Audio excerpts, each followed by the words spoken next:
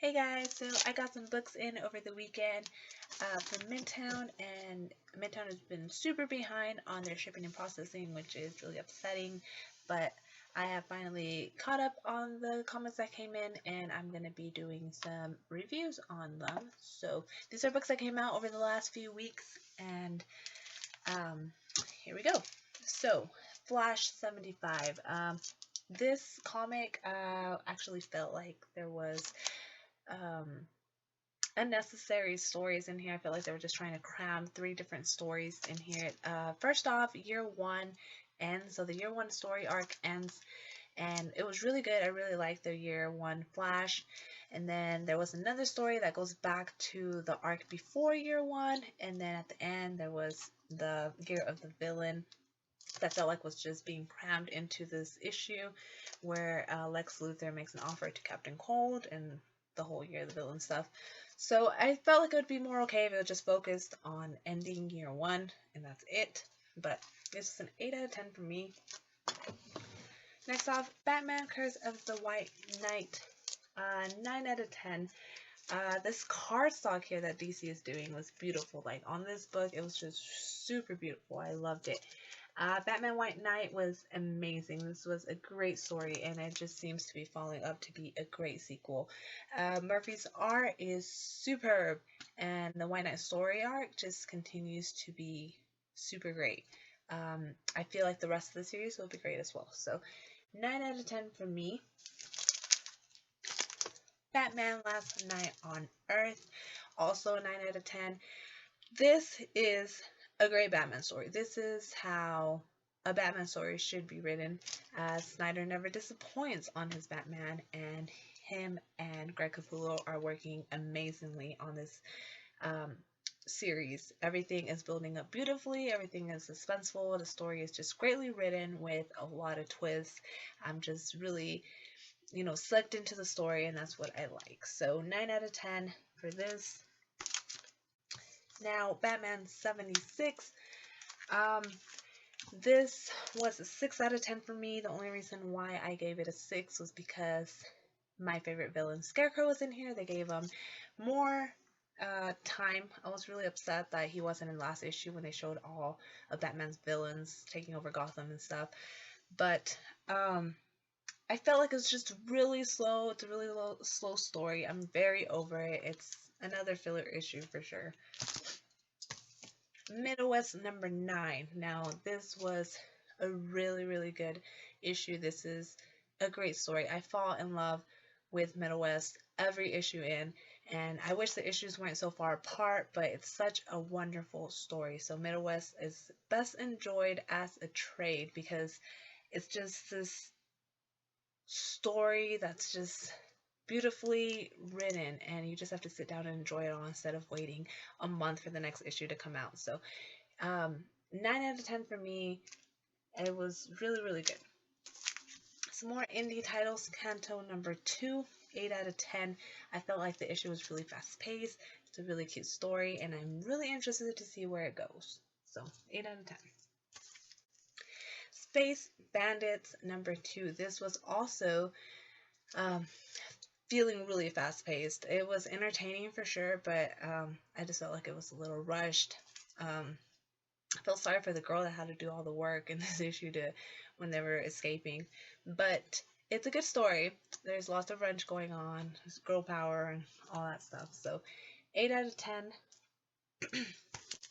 Sea of Stars number 2. So here we get to see the father's side of the story in this issue after the shipwreck that happened in the first issue. So the pace is good in the story. The story is really good. I'm definitely interested and wanting to know more about what's going on with the sun and all that stuff. So 8 out of 10.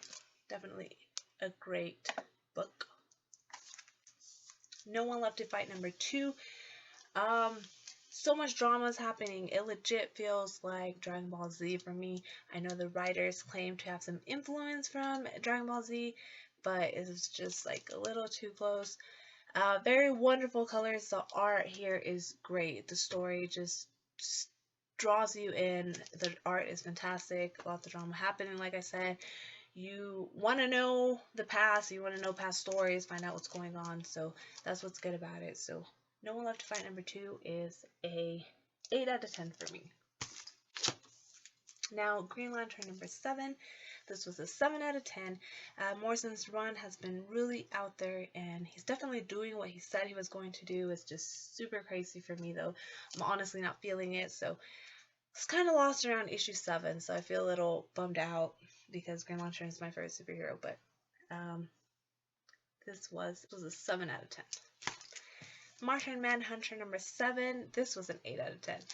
Johnson and Mead are trying to make things work as partners. This issue was really intense, actiony, just a great chapter in this miniseries. We have like 5 more issues to go, so I think it's going to end great, and this has been a really great miniseries for me. 8 out of 10. Disease number 4. Man, this issue was intense, like super intense. The ending broke me. It definitely broke me.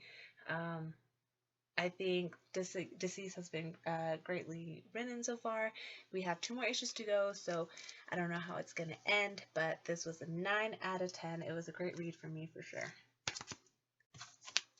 Now, Die number 6.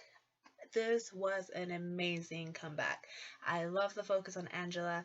It's been a nice and steady story all throughout, not rushed, not anything, and it has been a great read. One of my favorite series out right now, and that ending though, that was crazy. We talked about this on Tacoma Comics YouTube channel, so if you want to go hear more about our thoughts, you can go check out Tacoma Comics on YouTube and see a YouTube video that we did last week. So 9 out of 10. Now a little bit of Marvel. We have House of X. This was a 9 out of 10. I love the detail on it. I like how Hickman has you informed.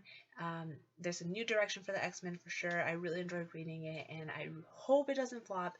This is a great start to this series, to this new X-Men thing. So we'll see how it goes. So 9 out of 10 for me. Powers of X, though, it was a little differently. Sadly, it wasn't the same. I wasn't really interested and invested in the story. I stopped reading halfway through.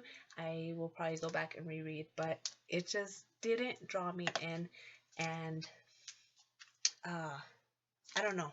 Like, I stopped reading. I felt like I had better things to do, so I stopped reading, and this is a 7 out of 10 for me. So, I don't know. I feel like comics should keep you interested and make you want to pick them up and read them. So, I don't know. I'll give it another try. But other than that, I have Guardians of the Galaxy number 7 and the Green Lantern Annual that I haven't read yet. So, I will probably review these on my next video. But other than that, that is it. I have read them all, and we'll probably do a next video over the other books that come out in, August, whenever I get those. So, once again, thanks for watching, and comment your thoughts, and if you want to talk about any of these series, I am here to talk. You can always message me. So, once again, thanks for watching, guys, and I hope you enjoyed my comic reviews. So, bye, guys.